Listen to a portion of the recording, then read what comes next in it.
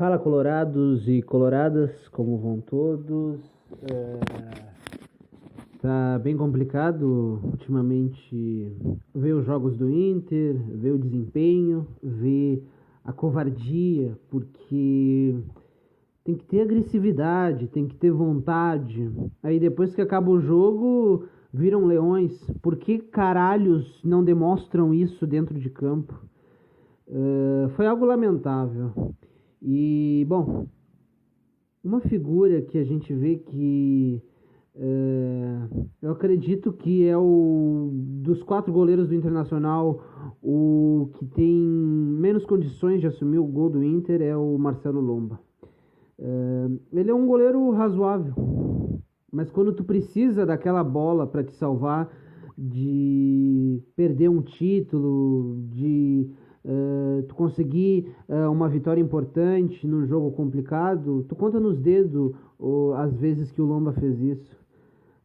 Por exemplo, o Armani várias vezes no River Plate salvou o River Plate de perder as Libertadores e a Sul-Americana que ele ganhou, que eles ganharam.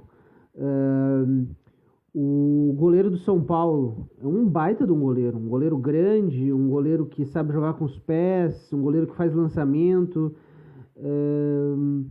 O Lomba é um goleiro simples. Eu acredito que os nossos dois jovens, o Danilo Fernandes, são melhores que o Lomba. Infelizmente, acho que não dá para contar com o Lomba. Quando tu precisa daquela defesa importante, aquela defesa que vai fazer com que a gente se torne campeão graças a uma grande defesa do nosso goleiro, ele não faz. Nos pênaltis se joga, é uma vagabundagem isso. Se joga antes da bola ser colocada. O Lomba, infelizmente, é um goleiro comum, simples, e nos enterrou hoje. Ele fez parte, foi um dos grandes culpados de nada tivesse dado certo dentro do jogo. Outra coisa que a gente tem que colocar é que tá certo que um técnico, para colocar a sua cara, necessita de tempo, necessita de alguns jogos para imprimir aquilo que ele quer do time. Mas só que o Abel deveria ver a mesma coisa que nós, réis torcedores, vemos. O Heitor tem que ser titular. O Rodinei, ele é esforçado, ele é muito, tem físico, mas ele não sabe cruzar, ele não deu nenhum cruzamento, ele foi inoperante. Como é que pode um técnico não enxergar isso?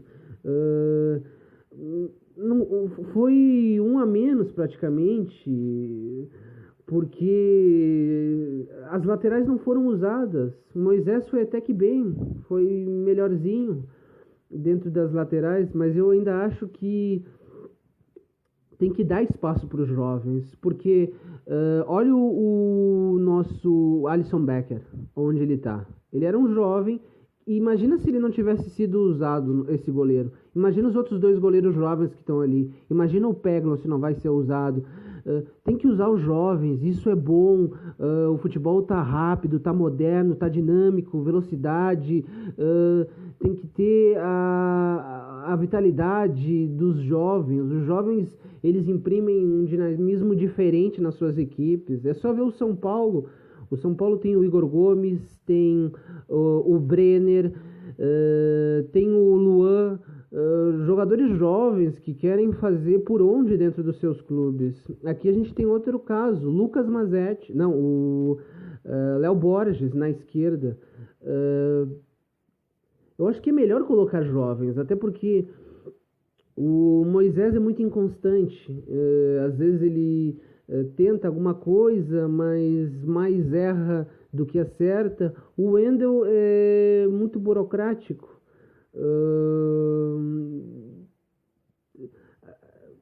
Ele não joga nem mal nem ruim, é bem intermediário e tá complicado. Ano que vem, se não for para começar com o Léo Borges como titular, ele tem que ser pelo menos reserva e contratar um lateral esquerdo titular.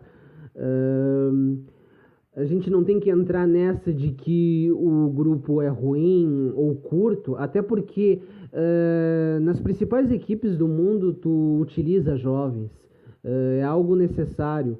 E vale lembrar que titulares importantes estão fora do time, como o Guerreiro, o Saravia, o Patrick, o Bosquilha, e muito daqueles bons jogadores reservas que normalmente entrariam no lugar de algum desses quatro super titulares estão jogando. Aí acaba tendo que colocar um terceiro reserva ou faz as burradas que muitos técnicos fazem em colocar um Rondinei da vida ou um Lindoso. Um Lindoso é no máximo um reserva interessante, porque os nossos dois volantes, aqueles mais atrás, mais recuados, eles devem ser o Dione e o Rodrigo Dourado, que são da nossa base, são jovens, tem que dar confiança, tem que dar minutagem para o jovem, porque se o jovem não jogar, ele nunca vai estourar e a gente nunca vai ter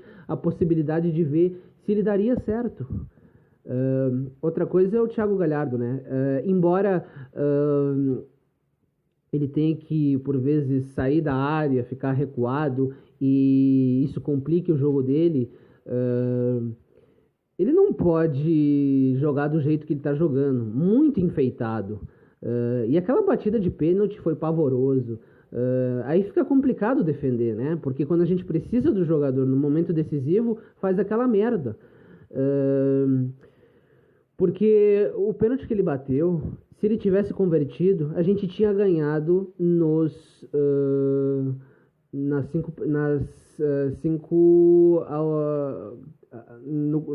cinco cobranças de pênaltis iniciais. Não precisava ter que ir para as alternadas, até porque a gente não teria errado nenhum pênalti e eles teriam errado. Mas só que ele quis dar aquela enfeitadinha, ele tá muito enfeitado, infelizmente, não tá sendo aquele jogador que ele vinha sendo. Muitas coisas estão erradas, mas obviamente não se deve crucificar ele, mas é complicado, porque por exemplo, se tivesse o Guerreiro teria continuado em campo e a gente poderia ter tirado o Galhardo, que não estava bem, colocado o Yuri Alberto, que é um bom jogador, um jogador de seleção de base, um jogador onde que tem que merecer confiança, tem que ganhar minutagem, porque é importante tu dar tempo para os jovens poder performar, poder ganhar minutagem. O Yuri Alberto foi muito bem. O Yuri Alberto é um grande jogador, é um jogador com mais mobilidade do que o Abel Hernandes e o Guerreiro, que infelizmente não vai jogar, mas seria interessante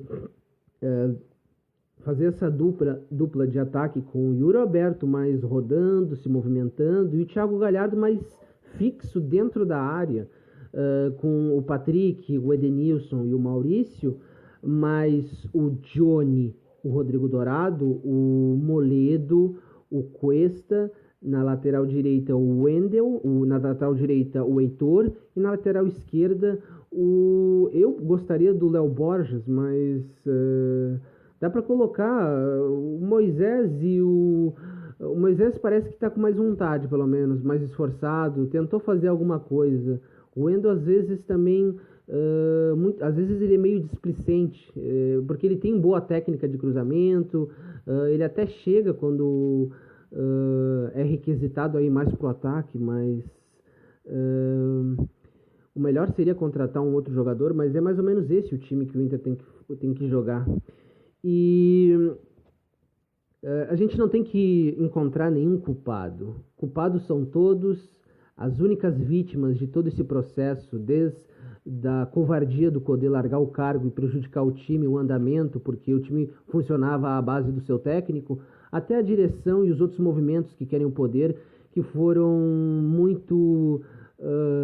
muita sede ao pote e não pensaram no clube, pensaram apenas nos seus próprios projetos de poder.